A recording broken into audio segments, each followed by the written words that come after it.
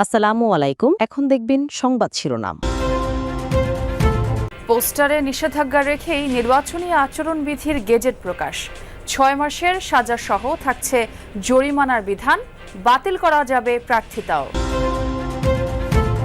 চলতি মাসে জানিয়ে দেয়া হবে বিএনপির অবশিষ্ট 63 প্রার্থীর নাম।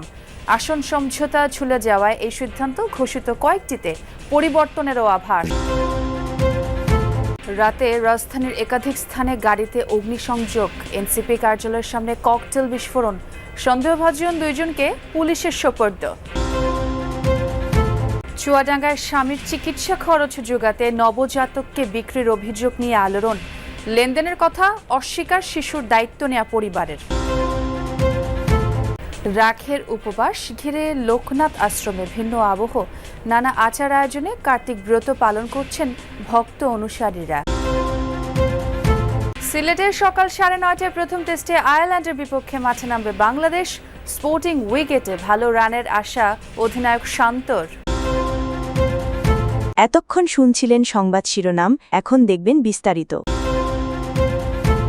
সংসদ নির্বাচনের প্রচারণায় পোস্টারে নিষেধাজ্ঞা রেখেই দল ও প্রার্থীর আচরণবিধির গেজেট প্রকাশ করেছে ইসি। এক মঞ্চে ইশতেহার ঘোষণা ও আচরণবিধি মানতে প্রার্থী ও দলের অঙ্গীকারনামা দেওয়ার নির্দেশনা থাকছে এবার।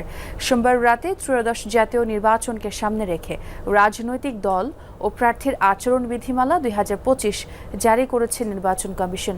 সোশ্যাল মিডিয়ায় ভোটের প্রচারে কড়াকড়ি আরোপ, অসৎ উদ্দেশ্যে এআই ব্যবহারে মানা, পোস্টার ও ড্রোন ব্যবহারে নিষেধাজ্ঞা সহ আসন প্রতি 20টির বেশি বিলবোর্ডে নিষেধাজ্ঞা থাকছে বিধিতে। আচরণবিধি লঙ্ঘনে সর্বোচ্চ 6 মাসের কারাদণ্ড ও 1.5 লাখ টাকা জরিমানা এবং দলের জন্য 1.5 লাখ টাকা অর্থদণ্ডের বিধান রাখা হয়েছে এইবার। প্রয়োজনে তদন্ত সাপেক্ষে প্রার্থিতা বাতিলের ক্ষমতাও রয়েছে ইসির। নির্বাচন ব্যবস্থা সংস্কার কমিশনের সুপারিশ ও 2008 সালের আচরণবিধির সঙ্গে সমন্বয় রেখে বেশ কিছু নতুন বিষয় যুক্ত করে এবার নতুন আচরণবিধি প্রণয়ন করল সাংবিধানিক প্রতিষ্ঠানটি। এর আগে গণপ্রতিনিধিত্ব আদেশ, আরপিও সংশোধন অধ্যাদেশ জারির পর সেই আলোকেই আচরণবিধি গেজেট আকারে জারি করেছে ইসি। চলতি মাসেই শেষ হবে অবশিষ্ট 63 আসনে বিএনপির সম্ভাব্য প্রার্থীর মনোনয়ন ঘোষণা। এনসিপির সাথে বিএনপির আসন সমঝোতার সম্ভাবনা কমে যাওয়ায় পরীক্ষিত মিত্রদের দ্রুতই ভোটের মাঠে পাঠাতে চায় বিএনপি। এছাড়া ঘোষিত 237 আসনের কয়েকটিতে প্রার্থী পরিবর্তনেরও আভাস দিয়েছেন বিএনপির নীতি নির্ধারকরা। বলছেন, ক্ষোভ ও অসন্তোষ দমনে বঞ্চিতদের সাথে ফের আলোচনা করবেন শীর্ষ নেতারা। তবুও কেউ জননিরাপত্তা বিঘ্নিত করলে সরকারকে কঠোর হওয়ারও অনুরোধ করেছে বিএনপি। ধান খেতে দাঁড়িয়ে আম্পায়ারের ভূমিকায় রিভিউ আবেদনকারী ব্যক্তির নাম আলাল উদ্দিন আলাল। ফেনী জেলা বিএনপির এই সদস্য সচিব মনোনয়ন বঞ্চিত হয়ে অভিনবেই প্রতিবাদ করেন। আমার বাড়ির কাজের ছেলেটা পর্যন্ত জেলে গিয়েছে। আমার এই অফিসটা 5 বার ভেঙেছে, 7 বার আমি শারীরিকভাবে অ্যাসল্ট হয়েছি। দল এটা রিভিউ করবে, এটা আমার দৃঢ় বিশ্বাস। সোমবার সন্ধ্যার দিকে রাজধানীর ধানমন্ডিতে ল্যাবেইড হাসপাতালের সামনে একটি বাসে অগ্নিকাণ্ডের ঘটনা ঘটেছে। রাত 1:30টার দিকে যাত্রাবাড়িতে একটি বাসে আগুন দেয় দুর্বৃত্তরা। এদিকে রাত 11টার দিকে রাজধানীর বাংলা মোটরে এনসিপি প্রধান কার্যালয়ের সামনে ককটেল বিস্ফোরণের ঘটনা ঘটেছে। এই ঘটনায় 2 জনকে আটকও করেছে আইনশৃঙ্খলা বাহিনী। বিস্ফোরণে 4 জন আহত হয়। সোমবার সন্ধ্যায় রাজধানীর ধানমন্ডিতে ল্যাবেট হাসপাতালের সামনে একটি বেসরকারি বিশ্ববিদ্যালয়ের বাসে অগ্নিকাণ্ডের ঘটনা ঘটেছে। সন্ধ্যা 7:30টার দিকে খবর পেয়ে ফায়ার সার্ভিসের 2টি ইউনিট আগুন নিয়ন্ত্রণে আনে। রাত 1:30টার দিকে যাত্রাবাড়িতে একটি বাসে আগুন দেয় দুর্বৃত্তরা। গত কদিন ধরে রাজধানী সহ দেশের বিভিন্ন জায়গায় যানবাহনে আগুন সহ বিভিন্ন নাশকতার ঘটনা ঘটছে। এসব বিবেচনায় নিয়ে তদন্ত করছে পুলিশ। এদিকে রাত 11টার দিকে জাতীয় নাগরিক পার্টি এনসিপির প্রধান কার্যালয়ের সামনে 2টি ককটেল বিস্ফোরণের ঘটনা ঘটেছে। এতে 4 জন আহত হয়। পালানোর সময় 2 জন সন্দেহভাজনকে ধরেছে এনসিপি নেতাকর্মীরা।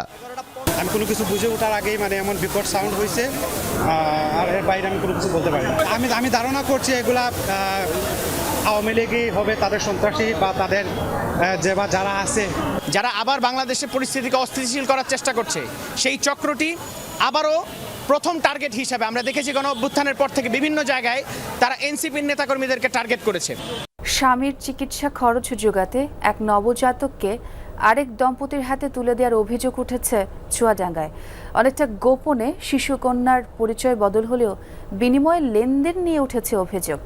আর বিষয়টি জানাজানি হলে এলাকায় আলোড়ন সৃষ্টি হয়। যদিও শিশুর দায়িত্ব নেওয়া পরিবারের দাবি, লেনদেন ছাড়াই দায়িত্ব নিয়েছেন তারা। আমার স্বামী আজ যাতে পুষ্টি পাইতো, খালি তার আমার নিজের সন্তান আমি কেউ কোলে দিতাম না, আর মানুষের কথাও শুনতাম না। আমার কেউ এক গ্লাস পানি দেওয়ার মতন লোক নেই গো। গত 28 অক্টোবর চুয়াডাঙ্গার দর্শনার একটি ক্লিনিকে তৃতীয় সন্তান হিসেবে কন্যা শিশুর জন্ম দেন ইসমতারা খাতুন ও মিকাইল হোসেন দম্পতি। আকন্দবাড়িয়া আবাসনে বাস করা দম্পতি চিকিৎসা খরচ জোগাতে সেদিনই কন্যা শিশুটিকে তুলে দেন আরেক নিঃসন্তান দম্পতির হাতে। বিষয়টি প্রথমে গোপন থাকলেও শিশুকন্যা হস্তান্তর বিনিময় নিয়ে অসন্তোষ ছড়ায়। জানাজানির পর লেনদেন নিয়ে ওঠে অভিযোগ।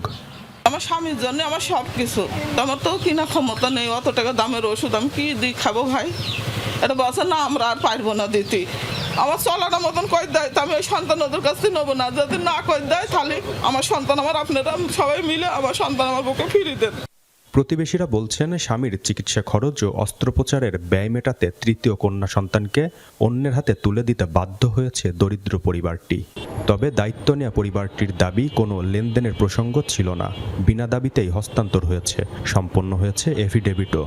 সেই পরিবারের সাথে আমরা যোগাযোগ করি, বাচ্চা যদি আপনারা দেন তাহলে আমরা নিতে ইচ্ছুক। কোনোই দাবি ছিল না। তখন তারা জানায় যে আপাতত হসপিটাল খরচটা দিলেই আর বাচ্চা যদি ভালো থাকে এটাই তাদের চাহিদা।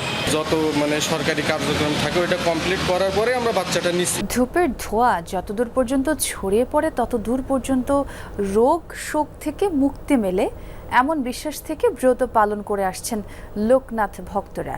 এটি পরিচিত রাখের উপবাস বা কার্তিক ব্রত নামে। ১৫০ বছর ধরে ঐতিহ্যবাহী এটি আয়োজিত হচ্ছে লোকনাথ ব্রহ্মচারী আশ্রমে। প্রতি বছর কার্তিক মাসের ১৫ থেকে ৩০ তারিখ পর্যন্ত প্রতি শনি ও মঙ্গলবার এই ব্রত অনুষ্ঠিত হয়। নারায়ণগঞ্জের বারোদি গ্রামের এই আয়োজন নিয়ে অন্ধকার দূর করে প্রদীপের আলো, ঘি ঢেলে চলতে বসিয়ে শেষ মুহূর্তের প্রস্তুতি ভক্তদের। কলার খোলে সাজিয়ে নিচ্ছেন সারিবদ্ধভাবে, সঙ্গে ধূপদানি।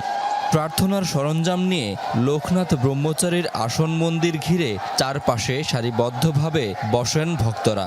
মনোবাসনা পূরণে কায়-মনোবাক্যে প্রার্থনার এ আয়োজনই কার্তিক ব্রত। এই আচারটি রাখের উপবাস নামেও পরিচিত। শেষে সূর্য ঢলে পড়ে পশ্চিম আকাশে। ঘণ্টা আর উলুধ্বনিতে অন্ধকার দূর করতে প্রদীপ জ্বালান ভক্তরা। শুরু হয় কার্তিক ব্রতের মূল প্রার্থনা। কলেরা ও বসন্ত থেকে রক্ষা পেতে এ আয়োজনের নির্দেশ দিয়েছিলেন লোকনাথ ব্রহ্মচারী। প্রতি বছর কার্তিক মাসের ১৫ থেকে ৩০ তারিখ পর্যন্ত প্রতি শনি ও মঙ্গলবার এই ব্রত অনুষ্ঠিত হয় নারায়ণগঞ্জের বারোদি গ্রামের লোকনাথ ব্রহ্মচারী আশ্রমে।